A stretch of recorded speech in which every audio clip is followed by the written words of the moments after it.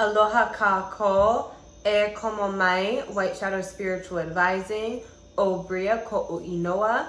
Today we'll be talking about ritual work, what is ritual work, and how to begin a practice of ritual work or creating an altar. I'm hoping you guys can see a good amount of my altar right here. I began doing ritual work going on 10 years now. It pretty much when I really stepped onto my path of working in a spiritual sense, tarot and ritual work were the first two things I ever did pretty much. So to begin, one of my most favorite ways to look at ritual work, to perceive it or to explain it is, and the altar as well.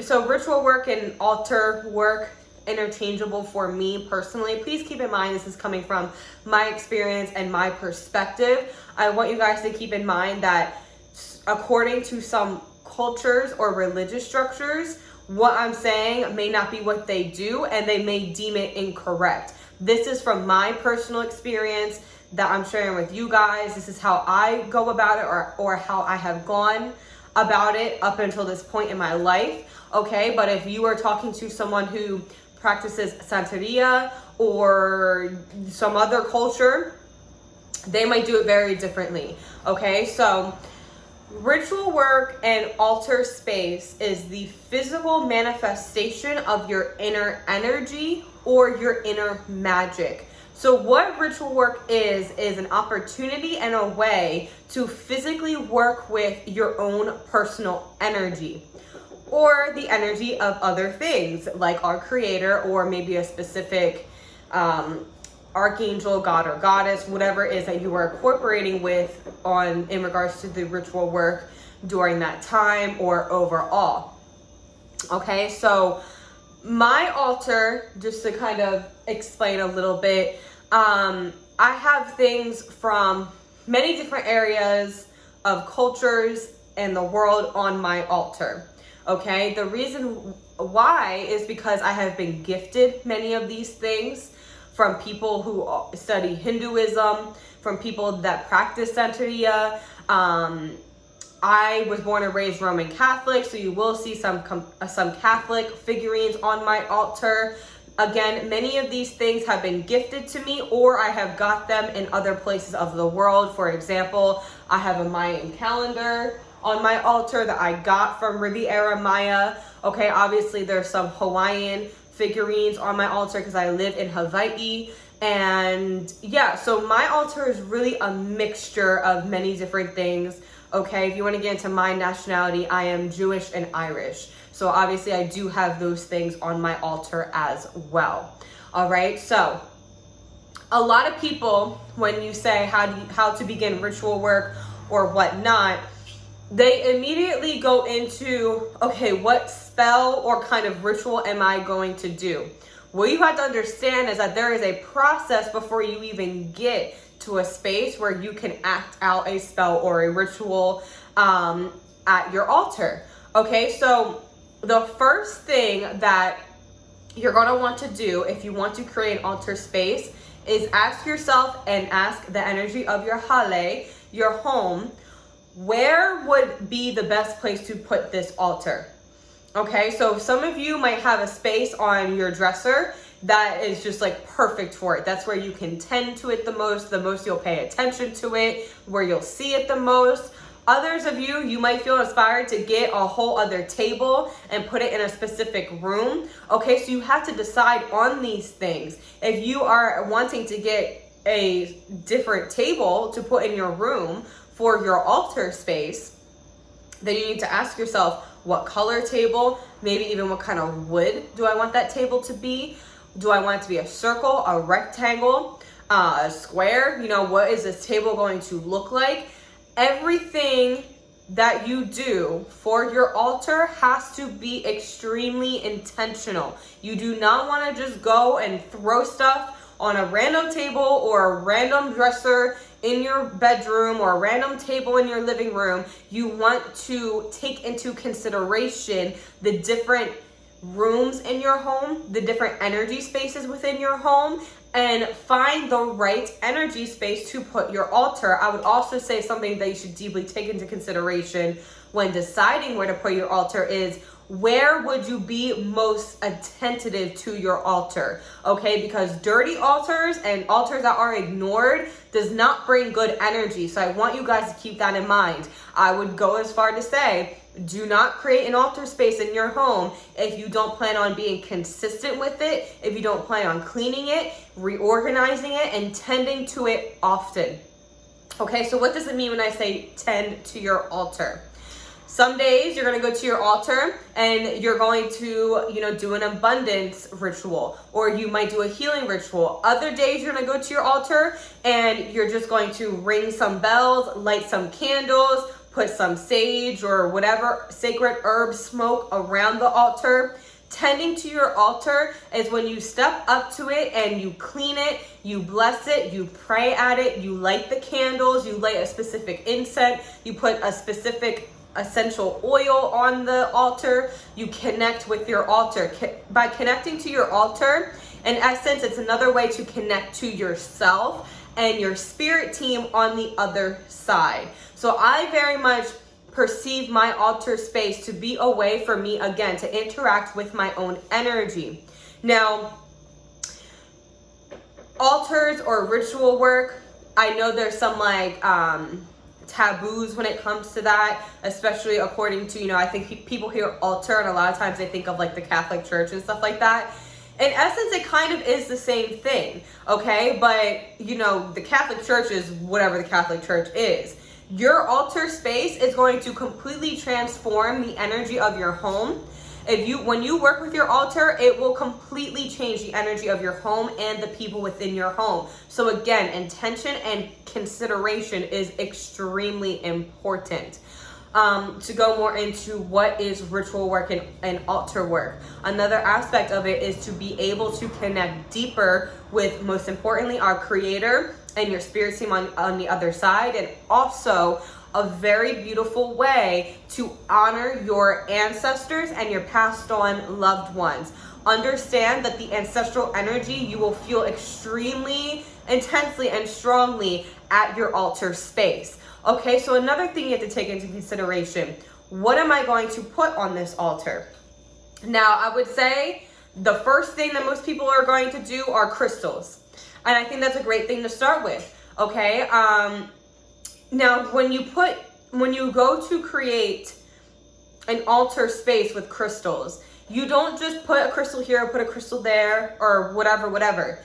What actually you should feel, all right, is when you put the crystal down, and say you put it down here, it might not feel right. And then say you shift it a little bit this way, it'll click into the energy of the altar space, if that makes sense. So you want to really feel the energy of the table or whatever it is, the dresser, the counter that you're putting your altar space on.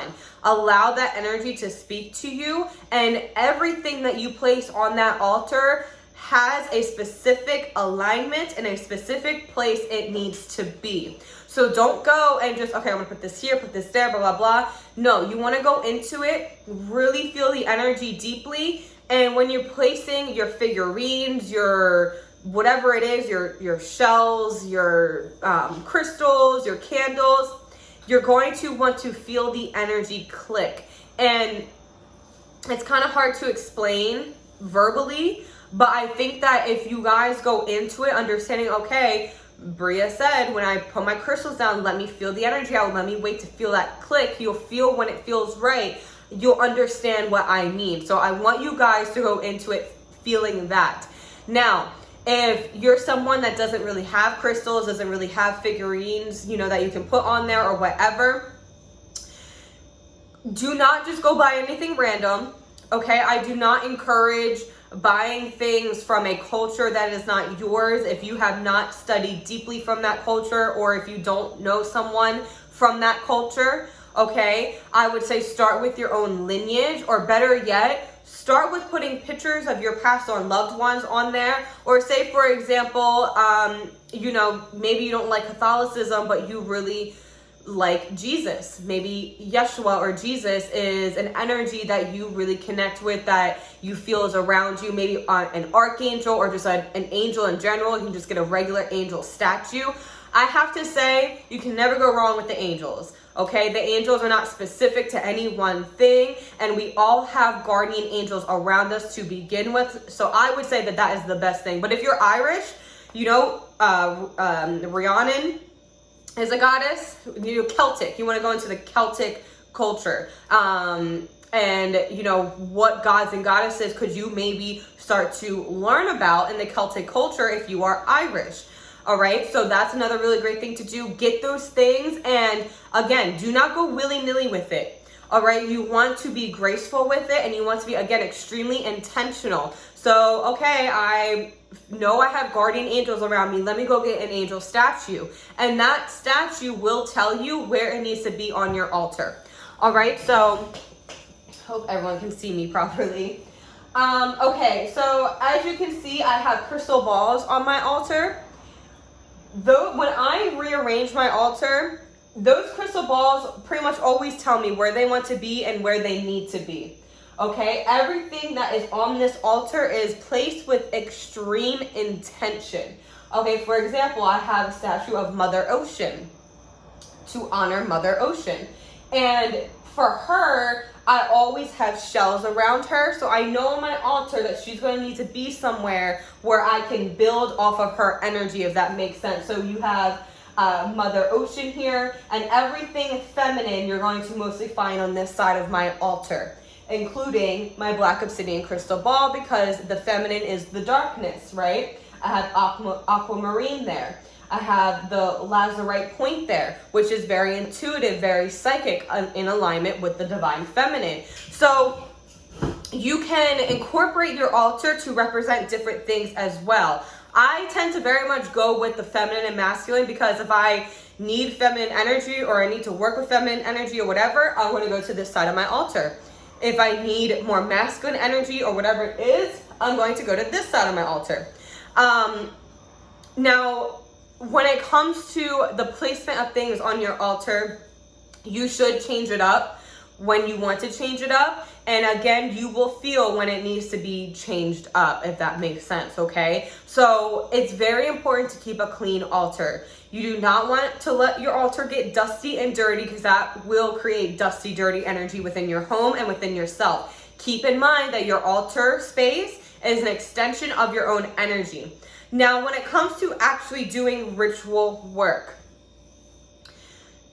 the first thing, if you are new to ritual work, the first thing, point blank period, that I see a lot of people making mistakes on, the first ritual you should ever do is protection rituals or cleansing rituals. That is the first thing. If you had an elder showing you the way, or whoever, those would be pretty much the first things you'd be doing: protection and cleansing rituals. Okay, a lot of people do this and they go right for like love spells, money spells. Absolutely not. Absolutely not. Okay, so now when it comes to my experience with altar work and such, I have to be honest, I did not research anything. I did not read anything. And I have a really good friend that practices Santeria, and we kind of bounced off of one another. However, mostly everything that I have done on that altar, I have pulled out of myself, and I am requiring that you all do the same, okay? I think it's a very strange thing to copy a spell that someone else has done. I just think that that is very weird. I don't know why you would want to do that. Now, I literally pulled this all out of myself, and you guys can do that too. And the way that you will do it is, when I say to you, the first thing you should be doing is protection rituals or cleansing rituals, what does that say to you? Okay, so you hear protection ritual, you might think black candles, maybe red candles, putting a rosary bead on your altar, if you know what, Celtic, Irish, Scottish, Hindu goddess of protection or goddess of protection, and put them on my altar. You might think salt, you might think sage, palo santo, frankincense, and myrrh. You might think of a certain flower, maybe a rose or the thorns of a rose. I want you guys to get into meditation, sit in front of the altar space, and write down protection rituals. Breathe in, breathe out, and allow your energy to speak to you. Because guess what? I actually really like the thorn of the roses idea. I've never done that before. That just came to me, okay? And maybe the thorns, that's the protection. Energy out. If you try to hit, if negative energy tries to hit me, you're gonna get hit with the thorns, okay? And so you guys can do the same. And do not be afraid. If it's something weird, like a certain magnet on your fridge, like you're thinking of protection and all of a sudden you think of this magnet on your fridge, go and get that magnet, okay? It's going to be random things that maybe you never even thought of before that will come to you during that space when you're connecting with your altar, connecting with your energy, and asking your energy, what does protection look like to you? Do not be afraid of it, because that magnet on your fridge may represent a past life that you had. It may represent an ancestor that had a same experience as you, okay? So you do not want to limit yourself. And if you're going online and you're looking up protection rituals or whatever it is, you are kind of working with someone else's energy is the way that I see it. You can tell me I'm wrong. I don't really care. That's how I perceive it. And I want you guys to do it on your own. Now, again, when you hear the words cleansing, what does that mean to you? White candles, maybe black pepper, maybe, again, sage, a certain herb, maybe it's mugwort.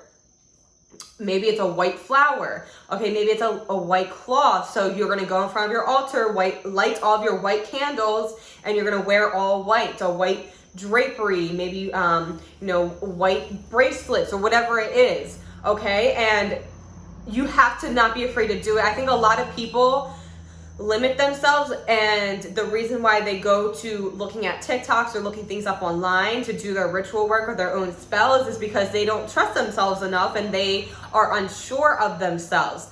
The best thing that ritual work and altar work will do for you is tell you about you, okay? And it's going to begin with you pulling it all out of yourself. The placement of everything on your altar, how you approach your altar, the rituals that you do, what your altar looks like, where your altar will be, is an expression of you and you alone. It's an expression of your soul's energy. That's why it's so important for you to pull everything out of yourself. So I want you guys to use this video as a springboard into something different. Now, for example, say that you feel very connected to owls. Go out and go get some owl statues. Look up what crystals represent owls. Maybe you like to paint and draw. Paint yourself an owl. Put it on your altar. And one thing that I would highly, highly encourage is to put pictures of your passed on loved ones on your altar. Okay, I have mine over here. All right, and that's where you can go to honor them, to speak to them, to connect with them. All right, and I want you guys to start there. Everything else really comes secondary. And then, of course, self-empowerment rituals would be really great to start with. But Witchery 101, protection and cleansing. All right, that's where you want to go. I definitely encourage you guys to get some candles. Okay, as you can see, I have a Mother Mary candle here. I have the white candle. So I got some feminine energy going on with my altar right now that I am just loving, okay? And you don't have to get, you can just get all colored candles. You don't have to get, Catholicism type candles or whatever candles. Also, there's a really great website. It's called 13moons.com. That's where I've gotten a lot of my altar tools, and they have pretty much everything from every culture. It's pretty incredible. Really great website. Small business. They've been, and they're practicing, I'm pretty sure they're practicing pagans, I want to say, or witchcraft, and they have stuff from everywhere. Go on that website and see what calls to you, okay? And something I do want to say, I don't want to get yelled at for this, but I do feel that a lot of I feel that when you feel called to a culture that's not your own in this lifetime, it's probably because you had a lifetime in that culture in the past lives. So I would say that you can definitely express that on your altar, in my opinion. Okay, if you feel like, say that you're Native American in this lifetime, yeah, you feel really called and you study the Buddhist culture, then I believe that it's okay to put some of that on your altar. Now, some people may disagree. They're probably like, "Shut up, you haole." But that's my opinion, and I don't think it's wrong. Okay, and I think that it comes from a place of respect. All right, and I think that also you can seek someone out from that culture and ask them, is this appropriate? Is this okay? Or whatever. Because I do think people get tripped up with that. But I would say start with your own roots in this lifetime. Start with what you know. And again, you can never go wrong with the angels. That's what I started with. A bunch of angel statues, everything correlating to the angels. Because again, we all have guardian angels. Okay, and then it grew from there. Again, I have a very, very close friend who is a sister to me that is practices Santeria. So some of the things on my altar come from that, and I've been opened up to that. Okay, and so that can happen to you too. It probably will happen. I think many people that take part in this kind of work, they end up attracting others that do it in a different way, and then everything expands. And I honestly think it's very beautiful. Just trying to think if there's anything else. I just want to say, do not be intimidated by how you want to express yourself. Again, get into meditation, connect deeply, and your energy will tell you what to do. The altar space will tell you what to do. You can call on your ancestors, you can call on our creator, your guardians to assist you with it. And I want you guys to use this as a springboard into creating your own thing. All right, so I hope this was helpful to you. I will definitely do a follow-up video where we get more into it, or maybe I can show you more of my altars.